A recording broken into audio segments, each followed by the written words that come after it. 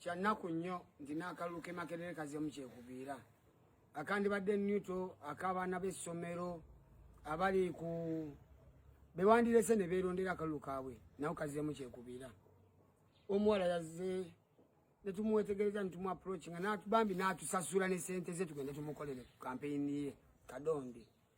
Kyokka ekyennaku ebbanga lyonna kampeyini zibangibwa eza Kadondi nti zirina okubaawo nga buli omu ali awe ali mu area. Olunaku lutuuse olwaleero tukagenda wa Kadondi twakanyasa 11:12 nga abaana bavudde gye bavudde awo akawungeezi. Ate kati essaawa eno nti biri cancelled.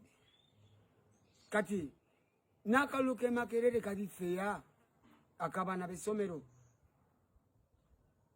Omulala akola kampeyini ze peacefully. Ate zoono omuwala Kadondi lwakizo muzikyankalanya. Awo nno Makerere mulazeemu obubuyabuya temuli feya.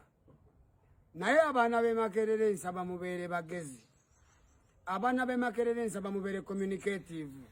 Abaana b'e Makerere nsaba mube nga muwuliziganya.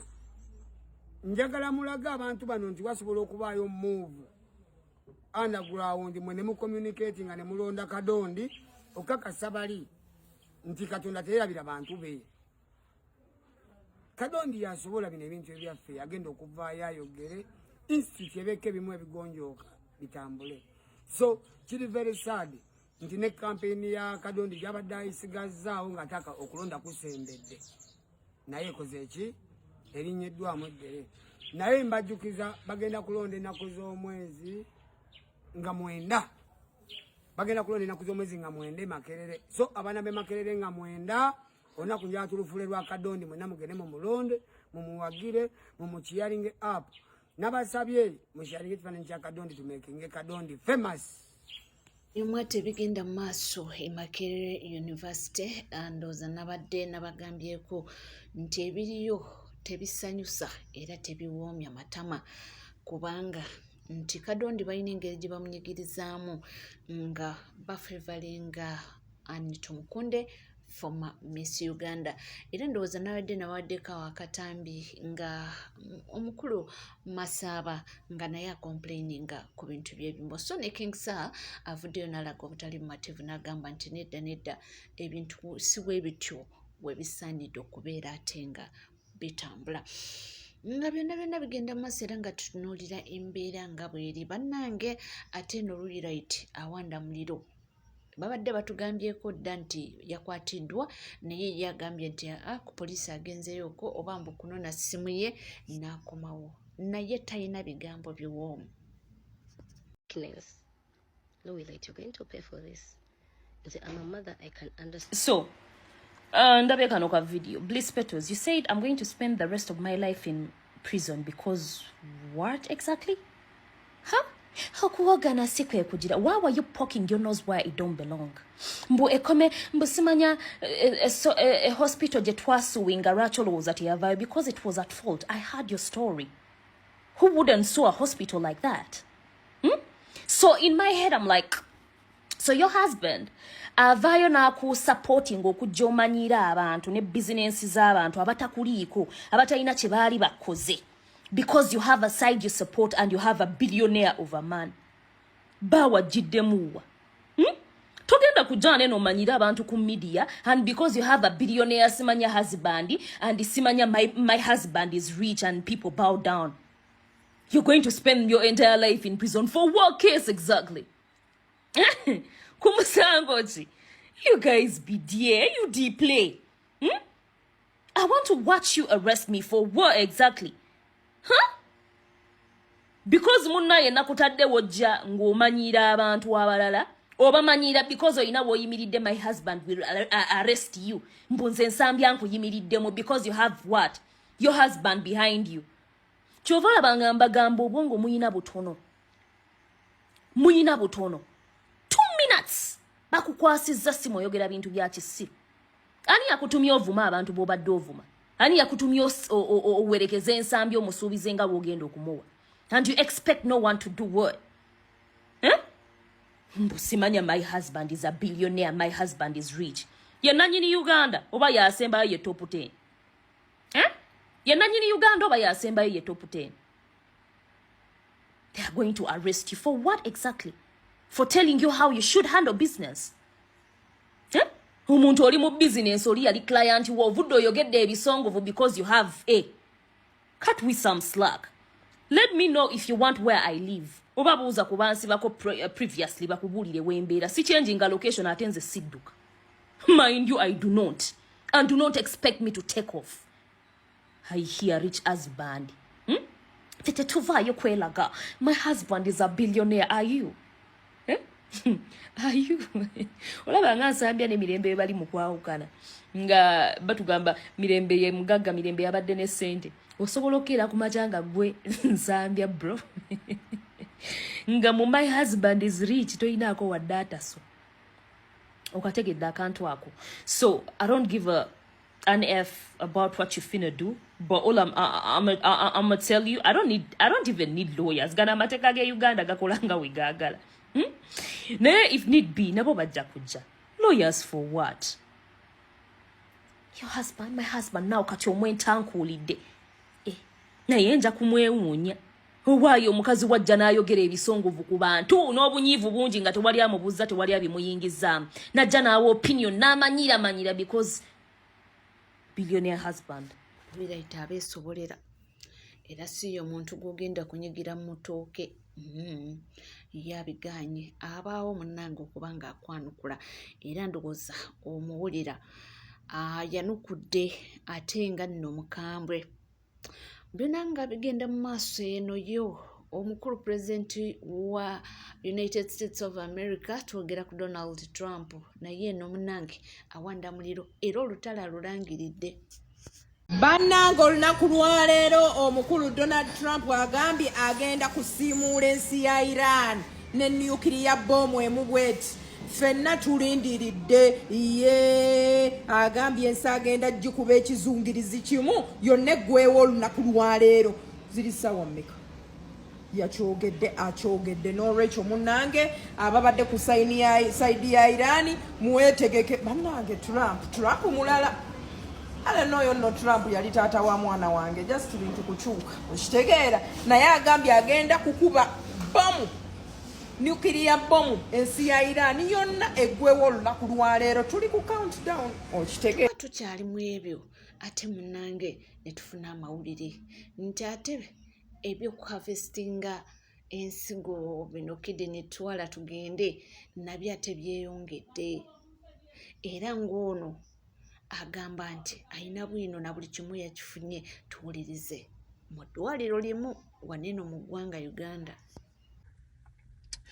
Hello everyone, it is Easter Monday. I've received very shocking news from a client. I've looked at her papers, her medical documents. Apparently, she went to a certain hospital in Iganga district to give birth. A C-section was performed on her. On regaining her life, she realizes a side of her stomach was cut. When she asked a doctor, the doctor stated that she had a pimple around the stomach, and so it was operated. 3 years down the road, she gets complications. She feels weak, unstoppable bleeding, and uncontrolled menstrual periods. Now, she's been informed that one of her kidneys was taken. The other kidney is overused, and so the liver comes in to help, and it has enlarged and probably getting spoiled. This doctor is in Iganga, and I'm told very many complaints have been raised against him at the Uganda Medical and Dental Practitioners Council, but nothing has been done. Now, this is time we are going to put him to shame. The law will take course, the courts will come in, and he must pay. Why would you kill the life of a mother that is already struggling for life? She has given you money, she has paid you very well, she's struggling to get a baby through C-section, and then you go and harvest her organ. You harvest her kidney. And now 5 years she's struggling for her life. You are the enemy to Ugandans. You are the worst devil. Nga tuvuddewo nze nkugambye wendi kubanga nkutwala mpola era nga tweyongerayo n'amawulire ag'enjawulo. Mwattu twalabye nti abaana be basala oba be batta eggaba. Twalabye Pulezidenti Yoweri Kaguta Museveni yasindise omukulu Balamu Balugahala n'obubaka bwa miliyoni 10 buli omu. Jjukira bali abaana bana era nga zezabadde miliyoni 40. Naye nalina kyagamba ku nsonga eyo. Pulezidenti asaasidde nnyo abantu abafiiriddwa abantu baabwe era n'abaweereza obukadde 10 bubayambeko okubabudaabuda n'okulaga omwoyo gwa Sseruganda. Mama abatumidde nnyo era asaasidde nnyo bano abaana n'asaasira famire wamu n'asaasira n'abazadde okufiirwako abaana baabwe. So ye message ya Pulezidenti mbagaliza olunaku olulungi.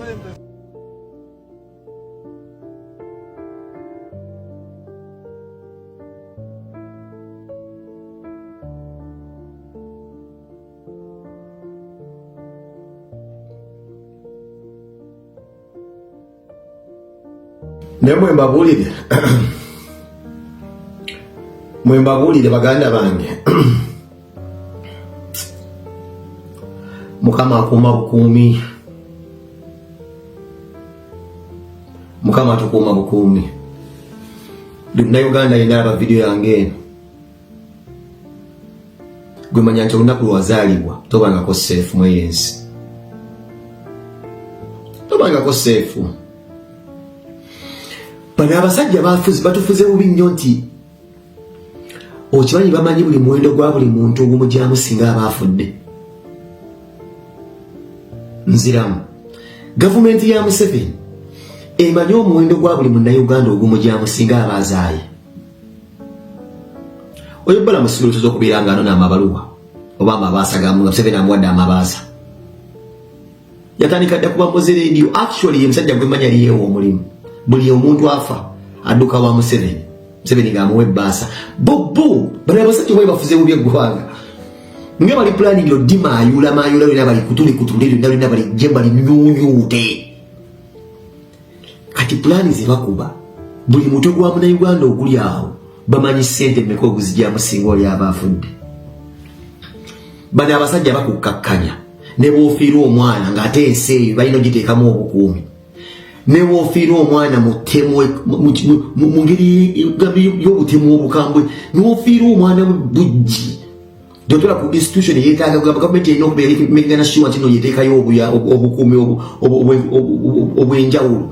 Bajja kukakkanya bakuwa ebbaluwa y'essente ate era weebaze.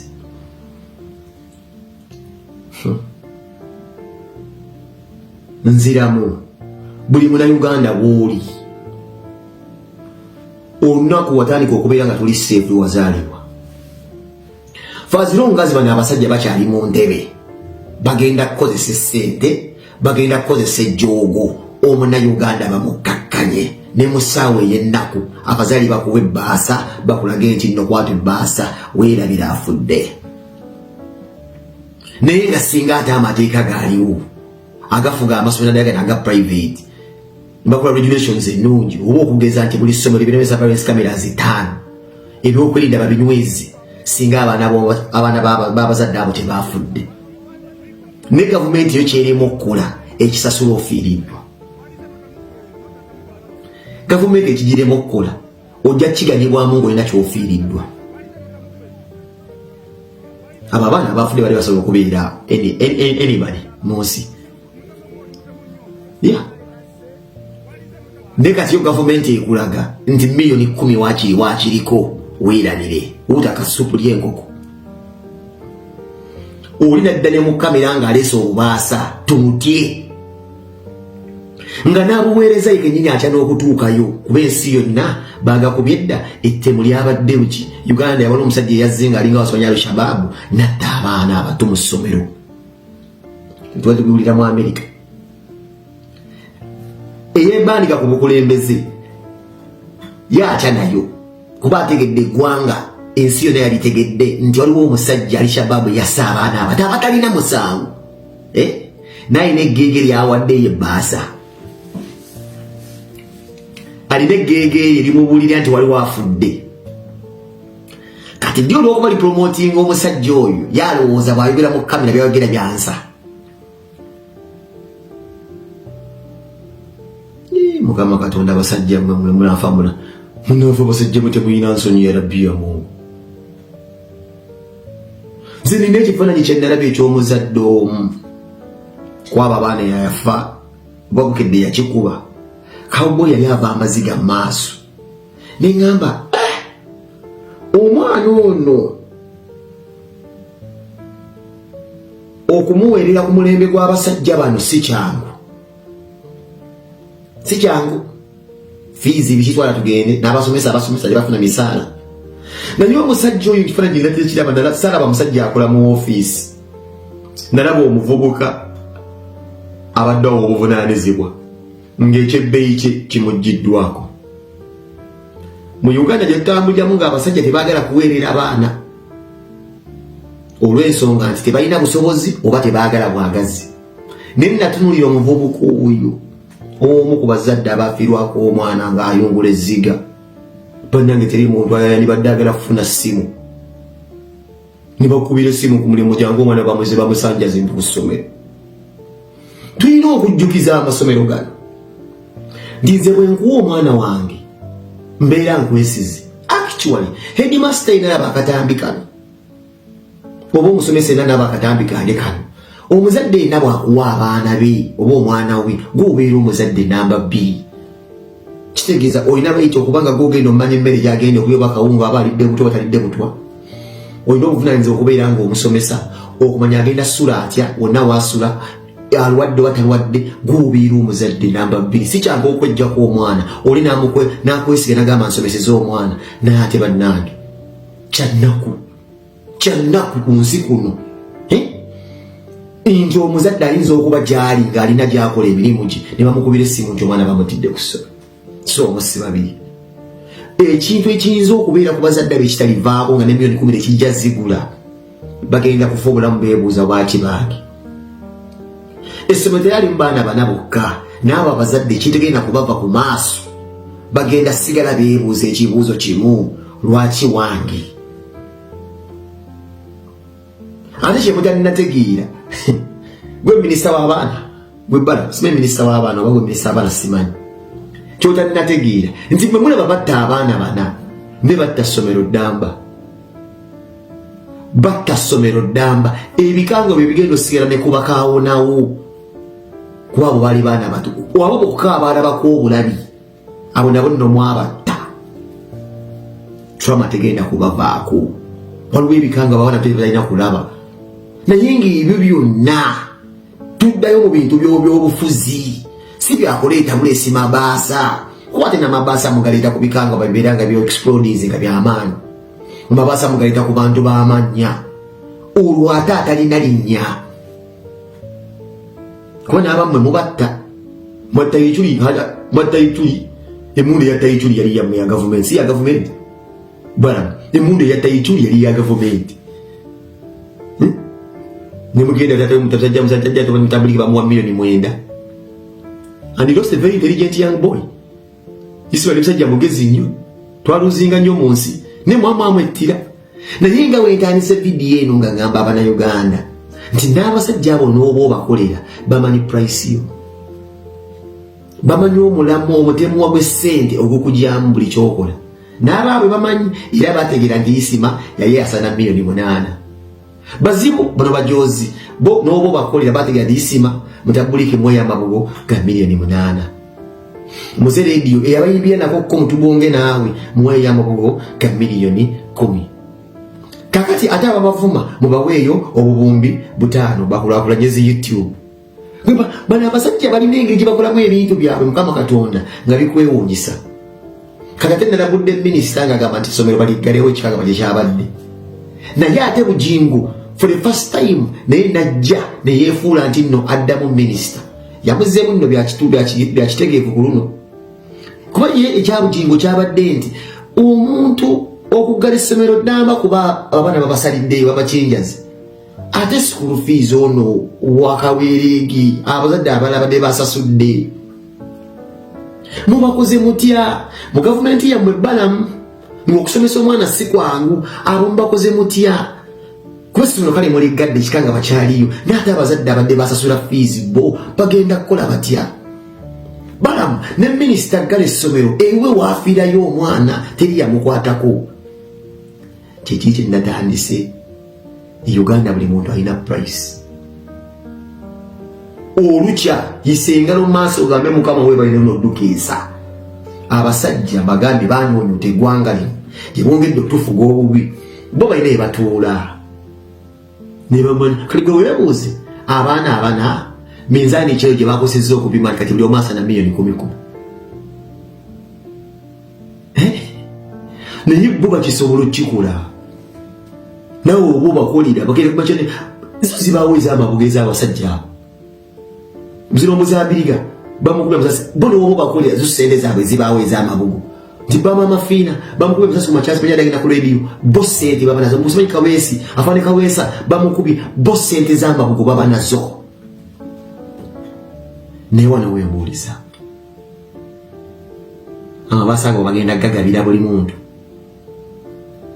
wetulaga si wangu nabafuna amabaasa ago balondemu oli safe webale kubanga wekumidde ku NCK TV teweerabira kubanga osubscribinga ringinga that notification bell sharinga likinga ebisigadde butereva amawulire tujja kubanga tugakuweereza tujja kubanga tugakutuusako nawoli wonna wosinzidde sigala naffe tova